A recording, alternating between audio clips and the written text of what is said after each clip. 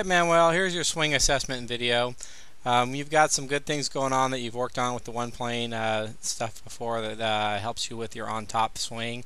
The first thing I noticed during the takeaway is you do a good job of rotating in a manner that you stay more on top. I'd still like to see your right elbow move a little further back to your right side. You keep it a little too much out in front of you, and because of this you're going to actually lift to the top and lose some of your posture to the top of the backswing, as we can see now. From here you're going to actually end up rerouting it back down to the inside, which is okay, and you're going to actually have to create some rotation of the right arm to get back on top. The main thing is at this point is that you've lost some posture, you've lifted up in the backswing. That's going to make you want to dip it during the downswing. Halfway down here we're going to notice your right arm is still along the right side of your body. As an on-top golfer, that's an important thing. We do need that right elbow to stay back during at least the first half of the downswing. As you move into impact, we're going to notice that your body's very square as the club goes through the ball. Traditionally, a lot of people would criticize that, saying that you need to see more of your rear end during the impact interval. However, the fact is a lot of on-top golfers have this alignment at impact. As you go through the ball, we notice now you're actually creating more spine tilt, from impact into this follow-through position, which means your body, your posture is actually broken down instead of extended more upward through to the finish. So we'd like to reverse that a little bit in the swing. You do a good job from there of releasing more posture up to the finish, although at this point you're still your spine tilt is still leaning towards the target. I'd like to see it very vertical at this point, and I'd like to see your right shoulder higher than your left shoulder, in the finish. That would give you a much better finish posture. So let's see if we can see these things happening, as we run through this next swing again.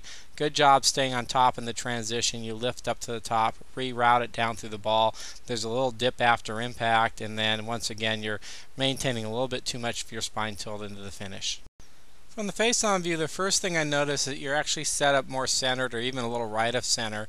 And during the takeaway here, we can see a shift into the right leg, which that's okay as long as you're still maintaining your front anchor posture. And so we want to make sure that your head staying in a counterbalance position, and you are going to keep more front anchor during the takeaway.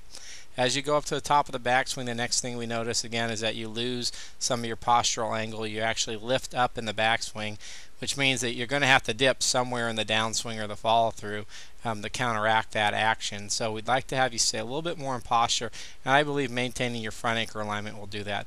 As you go through impact, we notice that you've got the good extension point here. I really like how your right arm and the shaft have reached the full extension right now, a few feet past impact.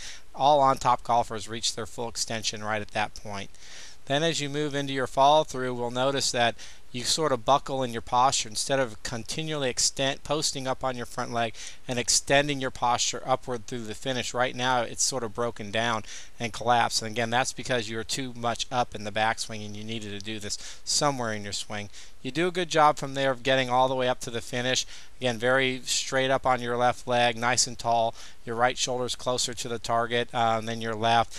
You are leaning a little bit towards me, as we saw from the other view, but from this angle at least we see that you've got in a more vertical posture. As we look at this next swing, what I want you to notice is that you do tend to drift into a rear anchor action, and we can see this especially at impact. Once you get to impact, we can see how much you're hanging back in your golf swing. You're actually more over your right foot than you are over your left leg, and this also is going to contribute to some of the buckling and the posture and the dipping as you move through impact into the follow through. And once again we saw that little bit of buckling in the posture, then you extended late up to the finish. Okay, in this last swing we're going to pause you again in the follow through just so you can see how much rear anchor you're hanging back through the ball and how much buckle you have in the posture. We can really see here you're hanging back towards your right foot. Your left leg is still bent. Your actual spine is leaning, if anything, more towards the target instead of away as far as postural release is concerned. So we really want to get that postural extension working a lot better in your golf swing as it moves through the ball and up to the finish.